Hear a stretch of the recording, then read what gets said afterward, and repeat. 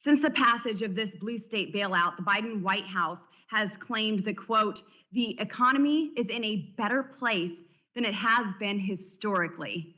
Well, I'm curious.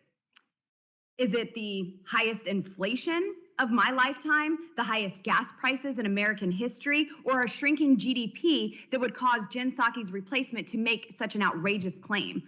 Under President Trump, which I'd like to pause and just say happy birthday to my all-time favorite president, but gas prices were less than half of what they are today. GDP had positive growth, and moms and dad had formula to feed their babies.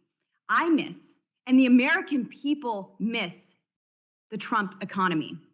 Not only was the so-called American Rescue Plan entirely unnecessary, but it was riddled with swampy deals for Biden's political allies in blue states and did not include common sense protections to mitigate fraud.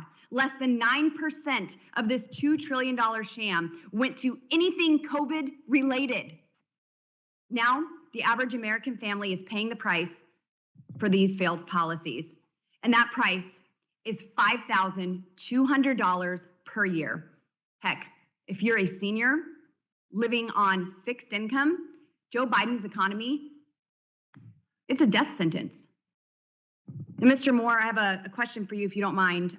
With just a brief answer, if you were advising Joe Biden on how to make our economy as weak as possible, what would you tell him to change? Wait, I'm sorry, to make it as strong as possible? As weak. If you were advising him, make America's economy weak, what would you have him change? Well, I do pretty much what we've done. I mean, this idea that somehow we're in a recovery right now, I just looked at the numbers, the latest numbers for the GDP forecast for the second quarter. Those are 0.9%. We had negative 1.5% in the first quarter. So if you put those numbers together, for the first half of 2021, we've had negative growth. What recovery are you all talking about? There is no recovery in the economy. We're negative.